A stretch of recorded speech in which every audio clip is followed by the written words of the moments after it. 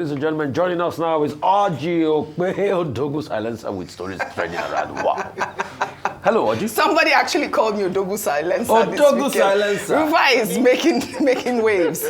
Good morning. I can't believe it. Chief of Umukata, Odogu silencer. Good morning, Ayo. How are you, Rufa? I hope you had a great weekend. Can I add one more thing? No, please. I'm begging you. Off your mic. The Obasa of Lagos.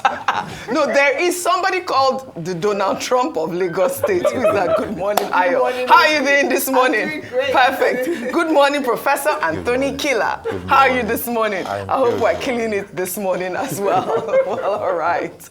Well, good morning to you, viewers. Let's begin what's trending with the much talked about feud between the senator representing Kogi Central, Natasha Akpoti-Uduaghan, and the President of the Senate, Godswill Akpabio. Well, over the weekend, Akpabio's wife, Ekaite, dismissed allegations that her husband sexually harassed Natasha Akpoti during a press conference in Abuja.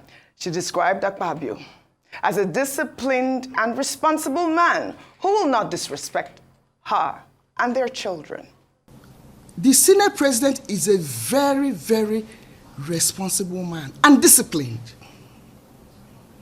As a governor, the number of women we had then in government, I don't think any government has had that number of women.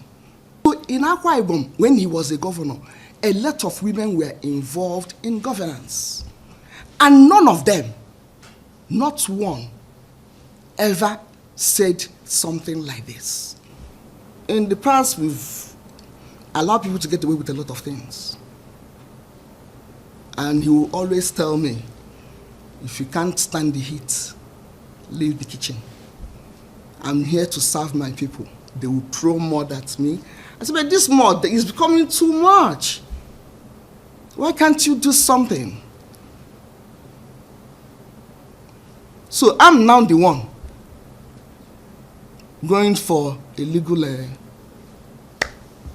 address. All right, this was such a hot topic over the weekend. I don't recall not talking about this incident. Throughout the weekend, it was either, why is this woman suing Natasha? Oh, on what grounds is she suing Natasha for defamation? She wasn't the one defamed. So we had Liberace Oshoma over the weekend on the weekend morning show, and I posed that question. He did a lot work this weekend. He did, right? No, you did. I did? Oh, I don't know. Not just with him. I think you had another guest I think the last guest you had, I thought. Oh no, that was our ombudsman. No, we just had our conversation about, whether or not, the issues of marginalization or sexual harassment should not be trivialized. And that was the topic. We talked about that.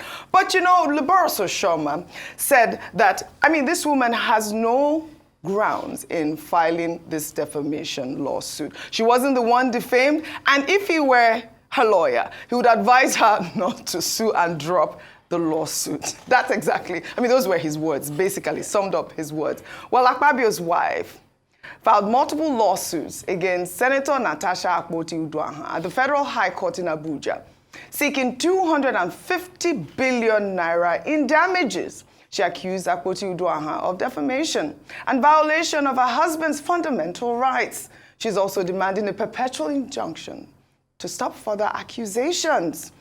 Well, so I needed to read that so we know what exactly it is. I think there was another 1 million naira for the actual defamation suit, which, I don't even know where that's going to go. I actually feel like there was a story that occurred over the weekend also with women in Akwa Ibom standing up for, what is that? What was that? Solidarity in solidarity for Godswill Akpabio. I'd like for us to play that video really quickly before we come back for a discussion.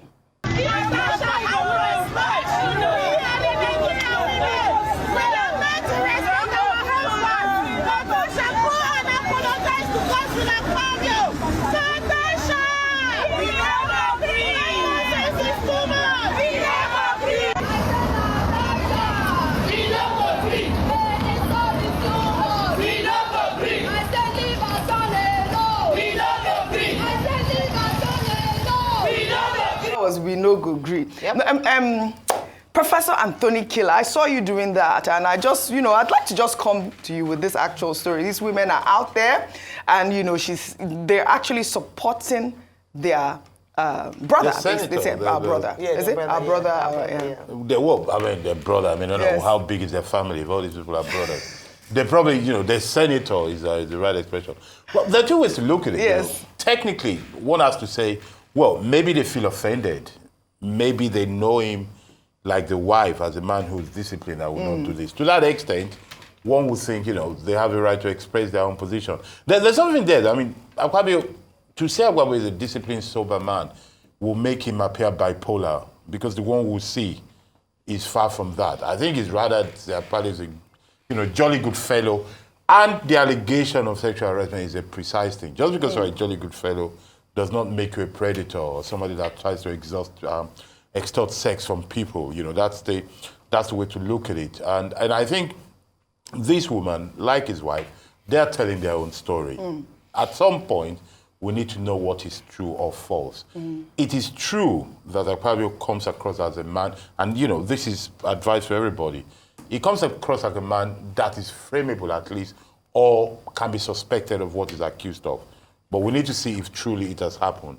He has a history of such accusation levied against him. But we have to be careful to say, technically, factually, is it true that it actually happened? I think that's the point. But Well, those are the conversations. But I wanted to I think I should ask Ayo this question in terms of those women. I mean, are you in solidarity with the women? No, I am curious for those women. I think curious, these kind of people, we should need to know who them one by one. We need to know who they are, whether or not they are Let me sponsored. start Because, with- I would like for you to... on my page on Instagram, and let me start with one of the comments that came up a lot of times, that I think the true test of this would be ask each of the women to read what's on their placard. Let's even see whether they understand the issues that they've come out. And this is where I would say that I wish we could really understand what their understanding of the matter on ground is, because what I hear is, Natasha, you must respect our husbands. Apple, oranges, Yoruba will say, kilagbe, kilaju. Where are we coming from? Where are we going? Someone said that she was sexually harassed. You are saying that she should respect our husbands. In what is it their individual husbands? Is it Senator Akpabio that is her husband? Is it her own husband they're asking to respect? By the way, her husband has also come out with a statement in support of his wife. So I want to understand. I think when I understand that, then I'll now be able to rationalize this behavior, whereby the solution to a lot of things in Nigeria is let us go out, carry placards that people hand over. And the reason I'm saying that is because we had that under our very nose here, where some people came out with placards, and immediately afterwards we caught them on camera fighting because the money they gave them hadn't arrived. So we know that placard for money is a real thing. Now, after saying that, I just want to say that when we talk about people coming out, the main actor in all of this, and I said it last week, that this is too grievous or grave an allegation for us to be getting surrogates to be coming out to speak. And then you can notice that very deliberately, it's only women who have been coming out, except for this morning, where we had the Senate spokesperson come out to speak on the matter. And so it's also an understanding of the real issues. What we are asking for is not an indictment of Senator Akpabio. It is for an investigation. In any sane crime, when an allegation like this is made, even before, I heard that they had to give petition, but it's such a soil on the integrity of the institution that immediately you're coming out to say, no, actually we don't stand by this, because it's not about one individual. It's not about your brother. It's not about your son. It's about an institution and the position that is holding in trust. And if at all there's any slight on that position or that revered office, then a statement or at least an investigation should be had. And that's all people are calling for. Let them investigate this claim. And whoever is found guilty, because remember, the reason why we're still referring to Ms. Joy Nunez is that we don't have a concrete conclusion to that matter. What happened? She said she slapped a whole, a whole man like Senator, and nothing happened. So I think there are so many issues around this, and a lot of education, poverty has influenced some actions in this matter. Well, another thing Libera Soshoma mentioned was that it's very difficult to prove a sexual harassment case. Yes. And that is the problem that that this situation is going to face. But before I come to you, meanwhile, we know that Natasha Akpoti-Uduaghan has asked Akpabio's wife to refrain from getting involved in the allegations of sexual advances against her husband. In a letter dated March 1st, the Kogi senator, through her lawyer, told Natasha to consider her sanity and allow Akpabio defend himself against the allegations. Let me take Natasha's lawyer's statement, which went out over the weekend. They wrote, "Our client is not desirous of calling you out into the unfortunate saga concerning her allegations against the Senate President and wishes that you restrain yourself from delving into the obscene circumstances. While she has tolerated all the harassment from the Senate President, she was constrained to reveal the unfortunate torture and victimization which she has been going through in the red chambers under the hand of the Senate President. Our client has concrete evidence to substantiate her allegations. We will suggest that you leave the defense of the allegations for the Senate President to maintain your sanity and that of your family. Our client remains resolute in the defense of Nigerian women, and as a family woman, she will continue to maintain our common heritage and family values." Well, Rufai, I'll take one reaction after your comment. You want to take the reaction? Absolutely not. Go ahead. Okay, ma'am. So, Oji, Liberals was right. It's difficult to prove anything in this country, more so sexual harassment or sexual advances. Oji, you and I are in this country. We live in this country. We were in this country where somebody was caught on camera putting dollar inside his clothes of Ariga. Till today, to prove that case in court is still a problem when we have hard facts. So what will always be the case is that it's going to be a public spectacle and people move on because we don't have a system of accountability. But there were sexual allegations against New York Governor Mario Cuomo then. Cuomo. Mario Cuomo was the father. What's it called? The Cuomo brothers, Andrew Yes, Cuomo. Andrew Cuomo. He resigned. He didn't say because he did a good job at fighting COVID. He resigned. But you see, the accountability threshold in Nigeria is so low for people that are high up there. Nobody will be able to tell Akpabio to be able to say, okay, let me recuse myself and call for an investigation, except if the president of this country is personally involved and he feels pain around the matter. That's the way Nigeria is wired. That's why you see that a Senate representative say, a matter of a national importance like this, you still have to bring it to the Senate and push it as a petition. So you can see that our institutions are not built to hold people accountable.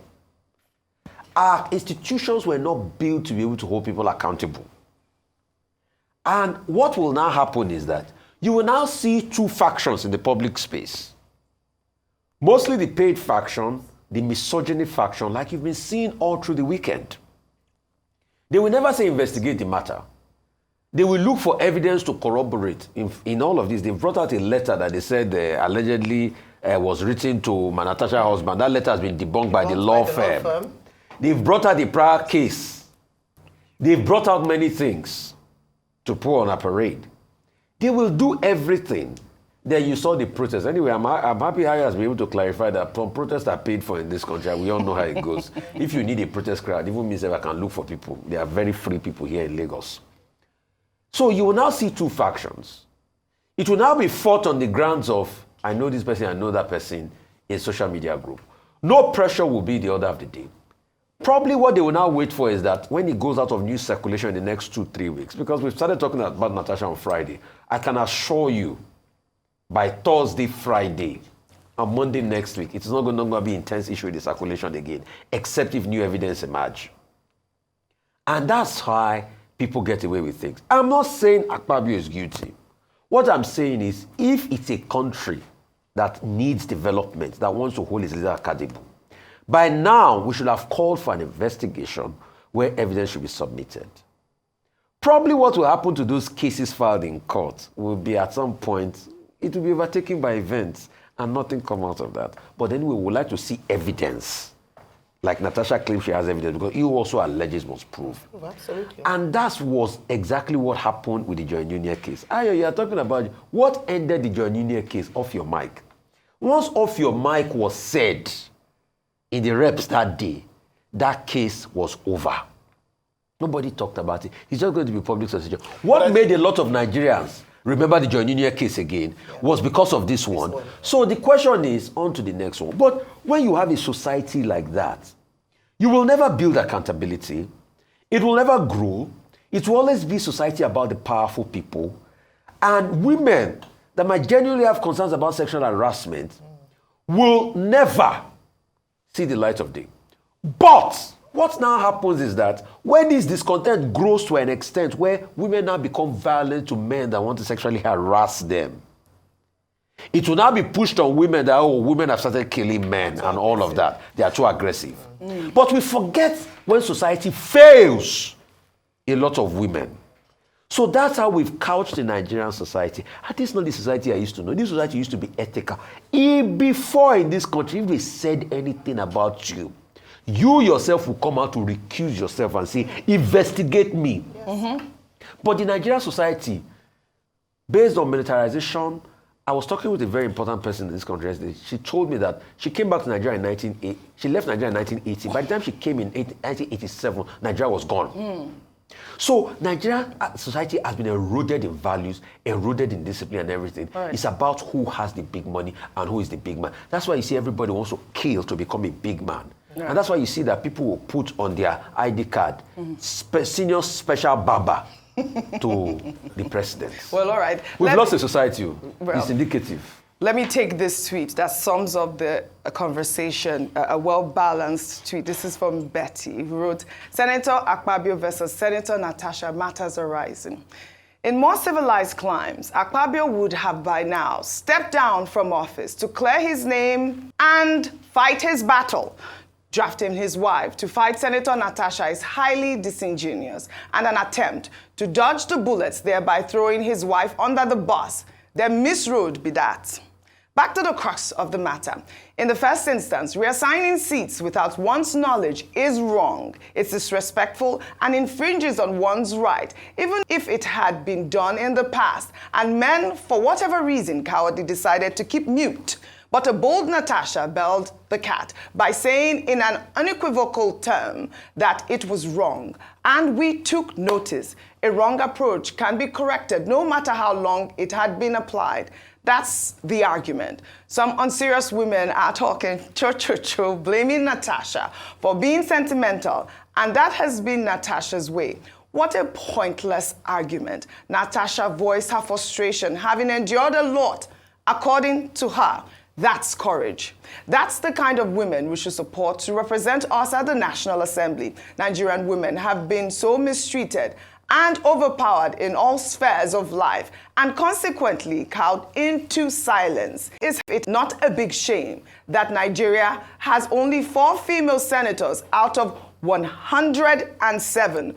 We sure needed Natasha's outburst for the country to take a second look at the National Assembly to know what is happening in those chambers. Not a few Nigerians believe that our interests are not represented at the National Assembly, while tagging it as a retirement home, which calls for an overhaul.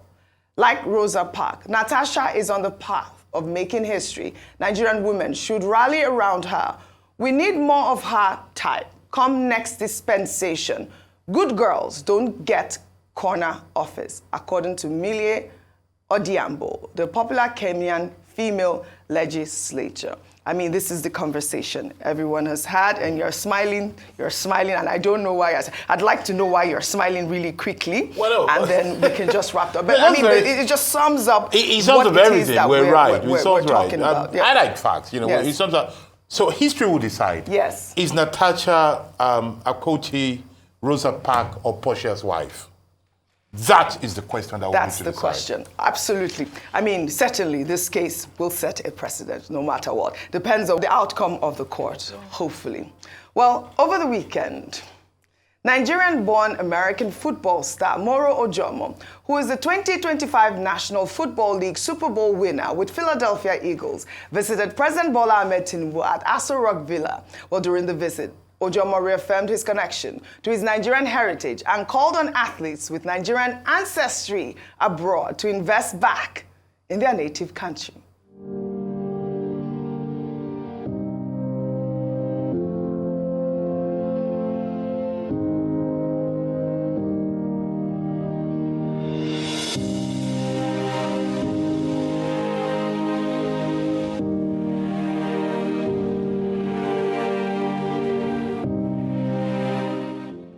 Well, I thought I should just highlight him. You know, we did highlight him here on the show when he made history. And I loved what he said, calling on Nigerian athletes to come back to invest in that. Maybe not $5 million, but anything would do. Anything would do. Please come home. Please. Congratulations, Ojomo. Well, let's head over to Los Angeles, California now, where the 97th Academy Awards wrapped up on Sunday night, with the comedy drama Anora emerging as the night's biggest winner, securing 5 awards, including Best Picture, Best Director, and Best Actress. Emilia Perez led the nominations with 13 nods and saw Zoe Saldana win Best Supporting Actress, emerging as the first Dominican American to accept an Oscar. The Oscar goes to Zoe Saldana.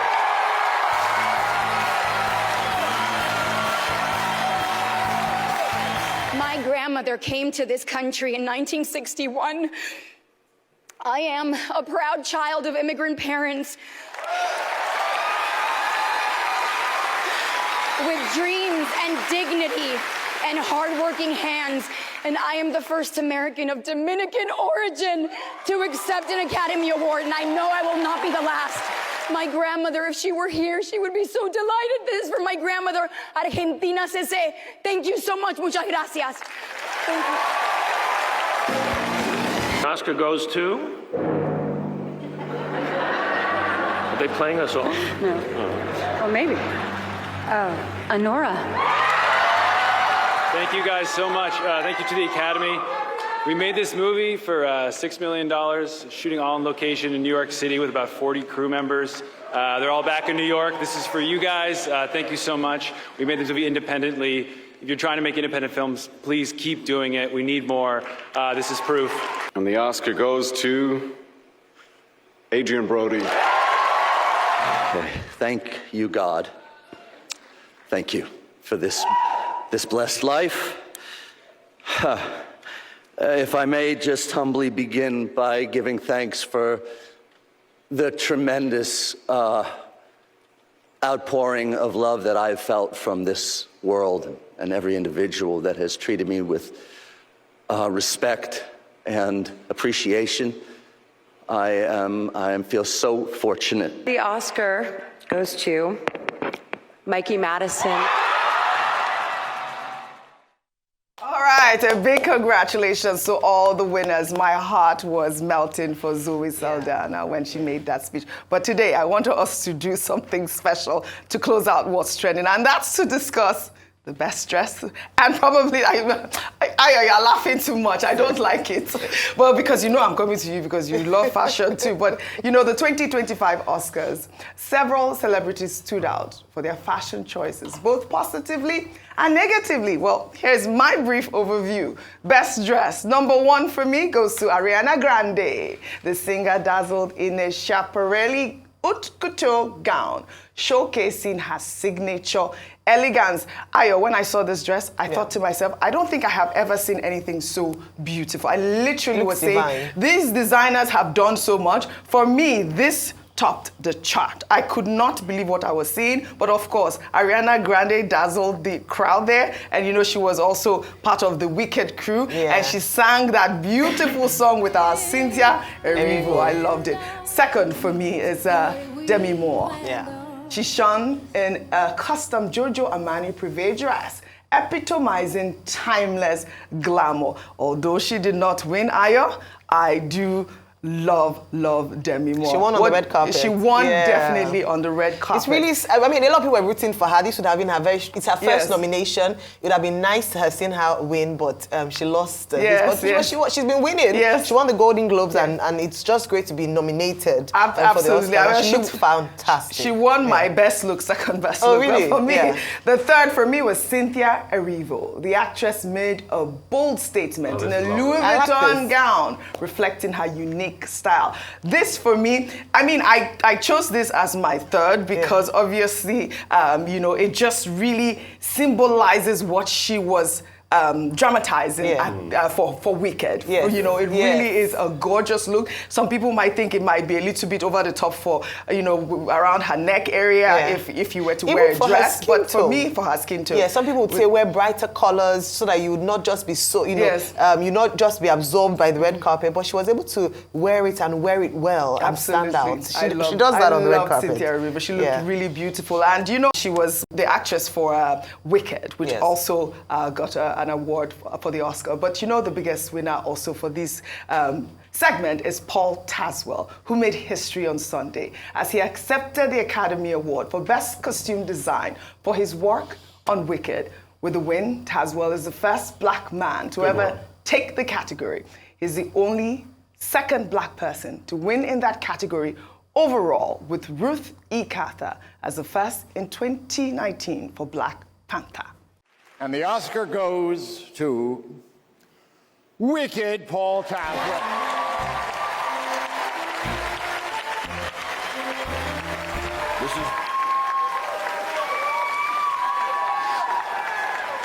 This is absolutely astounding. Thank you. Congratulations to Paul. I mean, I had other with also Selena Gomez, who impressed in, you know, her beautiful Ralph Lauren gown. But for me, the worst dress, I'm sorry, I will tell you, is Whoopi Goldberg. I mean, I tried to find what she was wearing. You're not surprised. I tried to find out what she was wearing. But Whoopi Goldberg absolutely disappointed me in her shiny blue floor-length gown aimed to look like a princess. Ayo, what was that? I mean, I'm sorry. I love some Whoopi Goldberg, but for me, that was quite disappointing. Well, all right. I mean, I'd love to wish all the winners congratulations for the 2025 Oscars. And for a wrap-up, you guys should go on Arise Play, our streaming platform, to watch all of the highlights. Really, I'd love to thank you all. Very great analysis, as always, on What's Trending. Well, that's all I have for you guys on What's Trending today. I'll see you all tomorrow.